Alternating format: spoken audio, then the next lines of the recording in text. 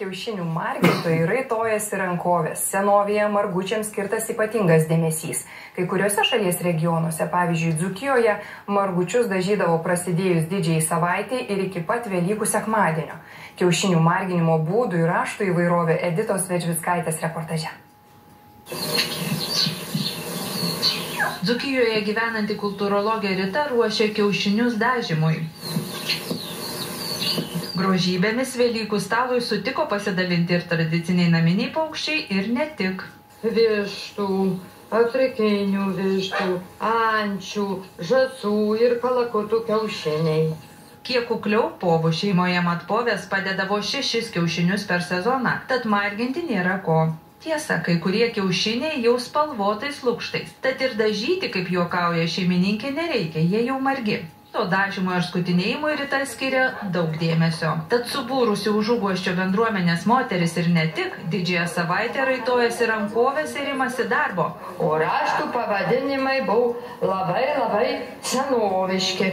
Tai ir žvaigždukė, ir saulukė. Danutė prisimena savo vaikystės laikus, kai šie raštai nuguldavo ant juodų kiaušinių, dažytų skroskos dažais. Tai bene seniausias dažų paruošimas iš geležies atliekų, ąžuolo, burokėlių, juodalksnio žievės. Ir rūkdavo dažai 6 savaitės, nuo užgavėnių iki pat verbų sekmadienio. Pamiškės moterys eidavo pas paverknio moteris, neždavosi kiaušinius dažyti įvairiom kitom spalvom. Dar viena Danutė sako, labai svarbu būdavo taisyklingai paruošti kiaušinius marginimui. Kad būtų kiaušinis šiltas, vaškas, bičių vaškas turėjo būti. Labai svarbu marginimui išsirinkti tinkamus kiaušinius, kad jie būtų smailais galais, kad Velykų rytą mūšyje kienogi kiaušinis stipriausias, jau žinotume, kad reikia daužtis tuo, kurio galas smailesnis. Verutė pasakoja, nuo senų laikų kiaušinius marginanti ne tik vašku, bet ir įvairiausiomis žolelėmis. Visokių būdavo prirenkam žolių ir išverdami. Tai apsukę kokiais šniuriukais ir tada išeina tokia margi. Ir taip apsukti reikėdavo žalius nevirtus kiaušinius. Kitos šeimininkės margučius štai taip skutinėdavo. Kai kurios tai daro ir šiandien. Sako, toks marginimo būdas itin kruopščių žmonių darbas.